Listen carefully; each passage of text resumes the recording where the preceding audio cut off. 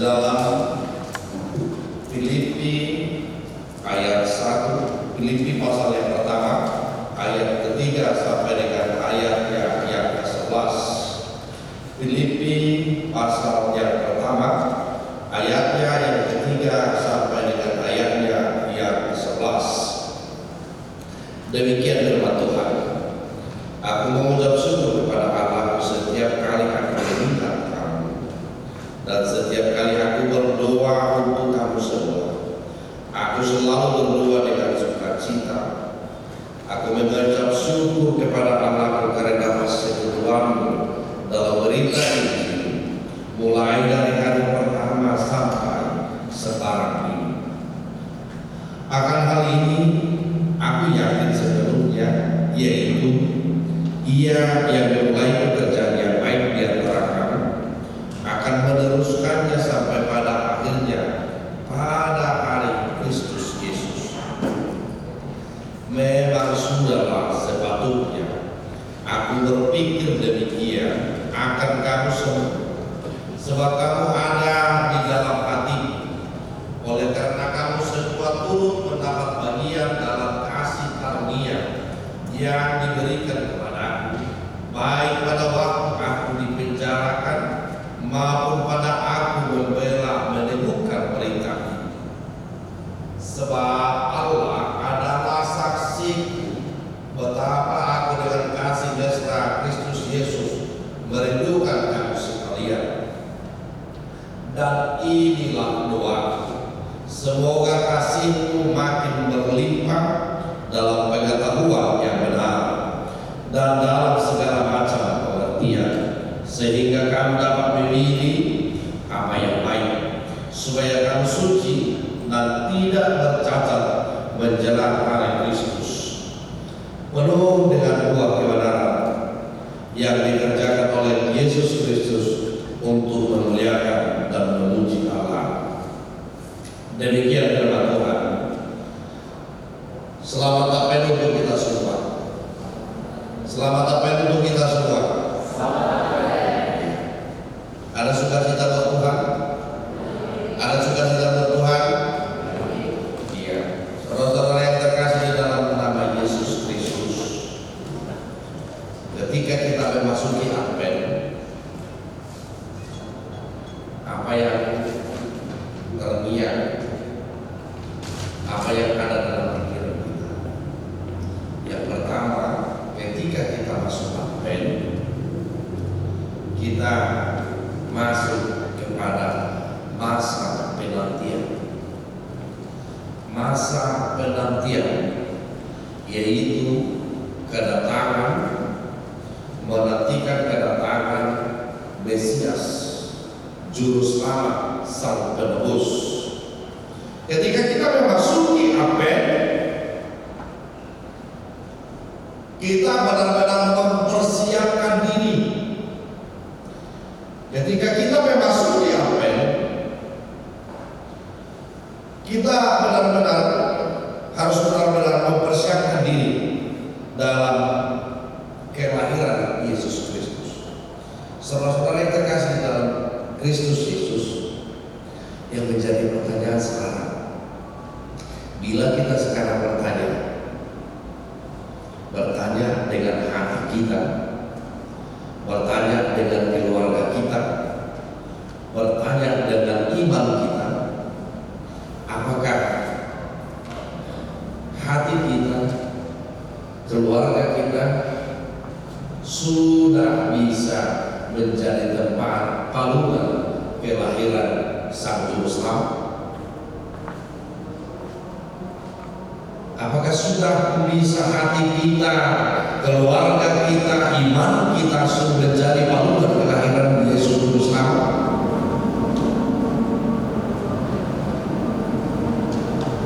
Jika tidak, marilah kita berdoa. Advent pertama minggu yang lalu mengingatkan kita bagaimana hidup berdampingan, bagaimana hidup damai sejahtera, bagaimana hidup shalom. Ketika kasih Tuhan Allah, ketika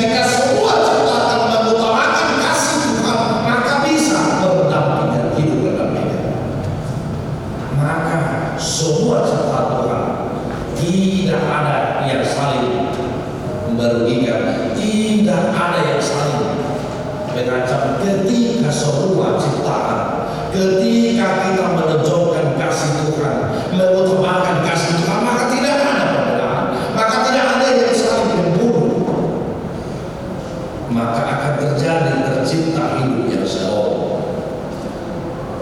Dan kedua, di ayat kedua, kita dalam minggu ini pertama-tama di dalam Filipi Paulus mengatakan, biasanya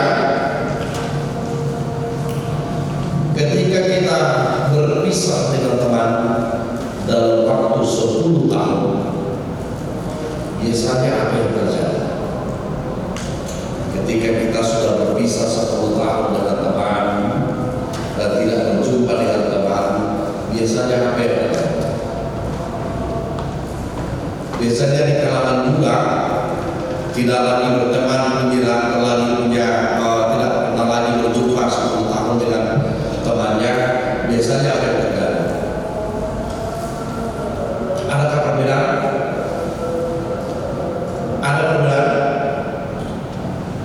Ada perbedaan suasana? Ada kan? Pasti ada perbedaan suasana. Ketika kita berpisah dari kawan kita berpisah dari teman kita, tentu ada perbedaan suasana. Apapun kasih pun pasti berbeda. Kita bayangkan ketika kita di masa 10 tahun yang lalu berteman teman dengan siapa, dan sekarang bagaimana kita dengan dia. Sedangkan yang pacaran aja ketika 10 tahun nggak berjumpa pasti luntur kan? Luntur nggak cinta? Ketika 10 tahun nggak jumpa, luntur nggak cinta?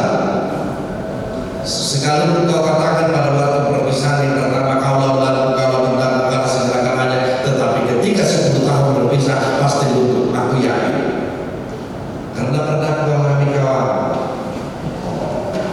waktu muda, pernah aku alami ketika 10 tahun saya tidak berjumpa, persahabatan, suasana cinta kasih kita berubah.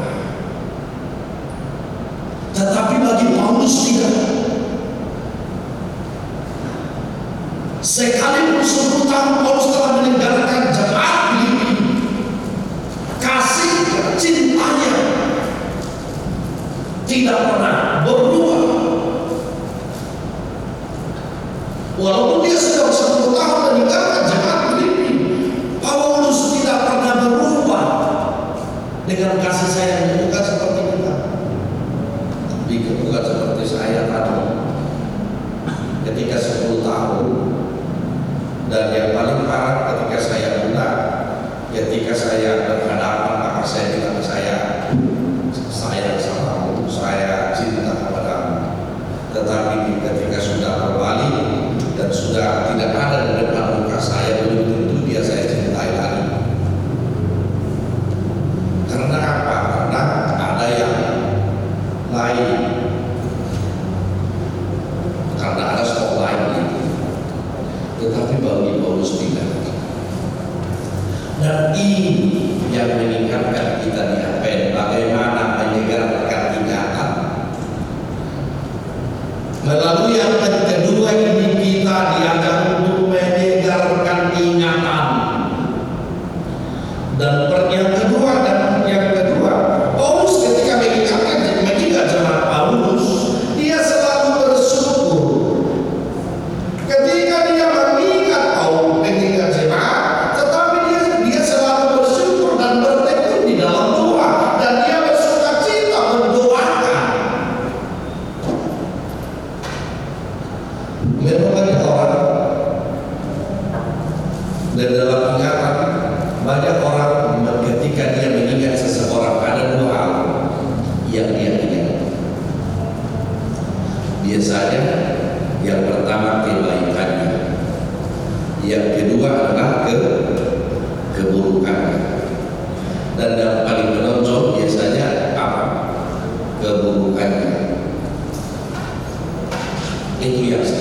ada dalam pikiran manusia.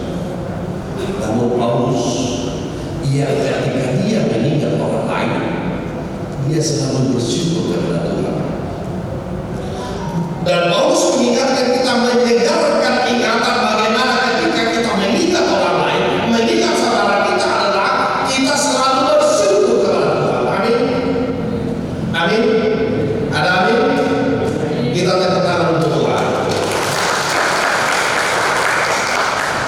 Ketika kita mengingat orang, ketika kau mengingat orang lain, siapapun saudara, siapapun teman, walaupun itu 10 tahun, berapapun tahun yang Paulus mau mengingatkan, setiap kau mengingat orang lain, bersyukurlah dan berdoa di dalam sukacita.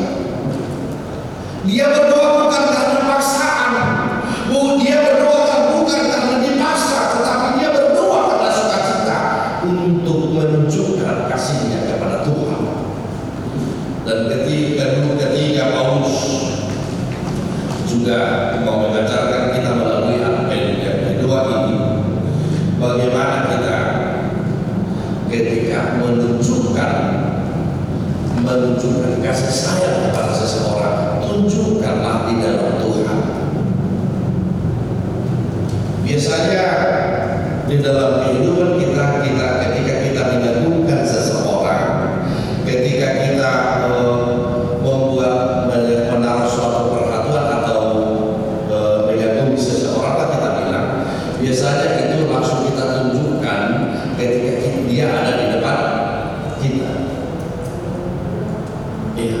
Dan biasanya juga ketika mengagumkan seseorang, bahkan kita juga mau memuji dia, mengagumkan dia melebihi yang sebenarnya kita pikirkan. Kita jumpa dengan kawan kita yang dikagumi, saya sangat kagum sama, luar biasa, kau hebat, kau ini, banyak macam yang sering kita lihat. Dan itu yang sering terjadi di dalam kehidupan kita. Namun bagi Paulus tidak.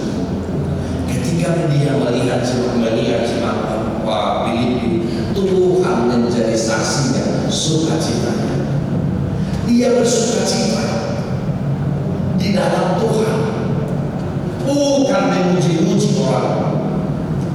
Jemaat Filipi, bukan memuji-muji jemaat yang telah ditinggalkannya, tetapi dia menunjukkan sukacita di dalam Tuhan. Tuhan menjadi saksinya. Saudara yang terkasih di dalam Yesus Kristus, apel kedua ini dan firman Tuhan ini mengingatkan kita, mendengarkan kita di dalam apel, di dalam masa-masa penantian kedatangan, di dalam masa-masa penantian kelahiran Tuhan Yesus Kristus, bagaimana kita mengingat, bagaimana kita hidup saling mendoakan, bagaimana kita mengingat di dalam kehidupan ini, kita mengucap syukur kepada Allah ketika kita mengingat orang lain.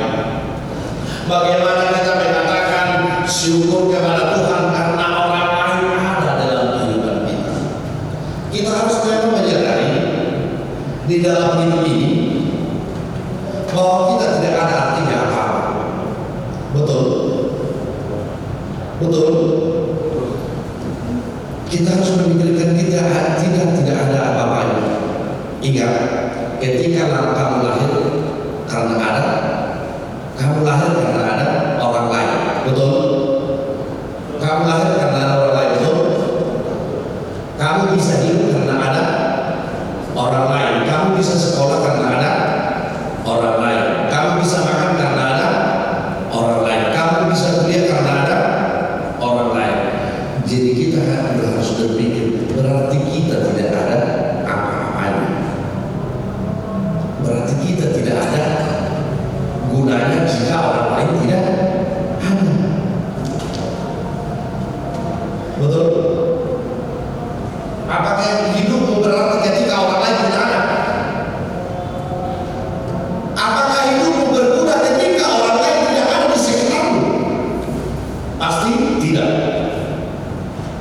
Yakin tidak? Benar? Benar? Maka cintailah orang lain, maka sayangilah orang lain.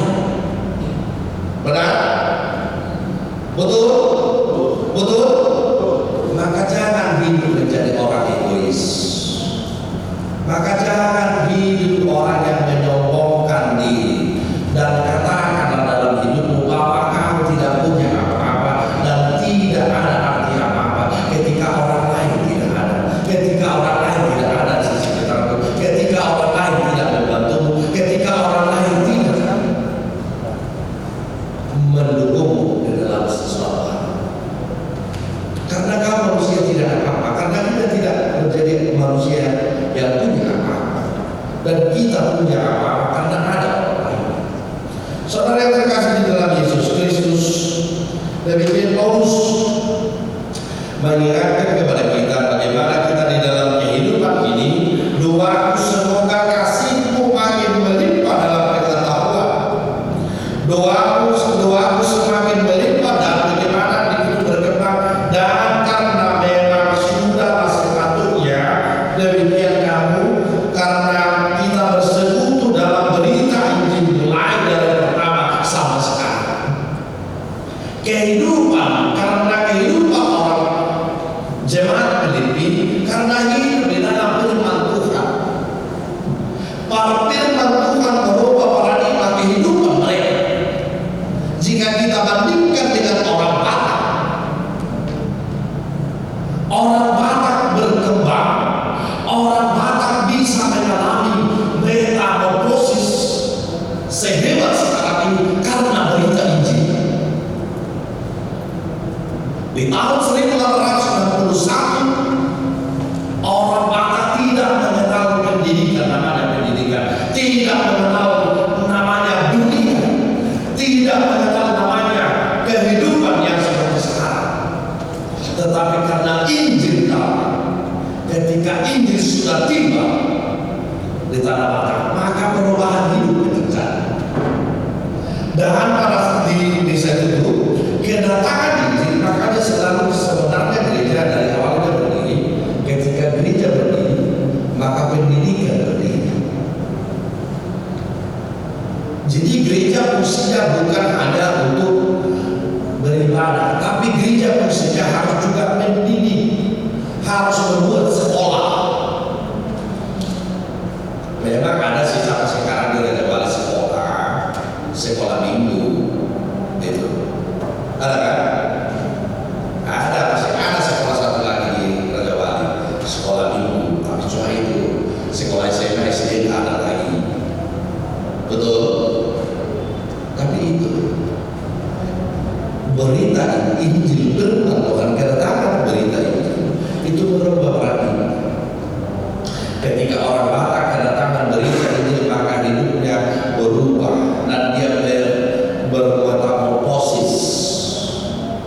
Dan 1931 baru karena berita Injil dan pendidikan yang dibawakan oleh para misionaris, maka orang Batak mengenal Pulau Jawa ini. Dan sekarang dan orang Batak, setiap ada tanah pasti ada orang Batak. Itu. Ketika saya tukar mimbar untuk gereja, ketika di pulau di Papua, di perbatasan Indonesia, ternyata perbatasan Indonesia udah di orang-orang Jaya yang sudah berputih, masih ada orang Batak awal. Itulah kehebatan orang Batak. Di mana ada tanah, di situ pasti ada orang Batak. Amin. Amin. Itu luar biasa orang Batak. Dan di situ dan ini kita mengingatkan kita bagaimana kita hidup di dalam firman Tuhan, cintailah firman Tuhan, karena firman Tuhan akan merubah. Karena firman Tuhan akan memperbaharui hidup, dan firman Tuhan akan membawa hidup ke dalam kehidupan yang kekal. Dan setiap yang melakukan pekerjaan, memulai pekerjaan dengan yang baik, maka dia akan mengakhiri dirinya dengan baik. Ketika kita memulai pekerjaan itu dengan baik, maka kita akan mengakhirinya dengan baik. Dan inilah waktu surga kasih-Mu, penuh dengan buah kebenaran yang dikerjakan Yesus Kristus untuk memuliakan dan memuji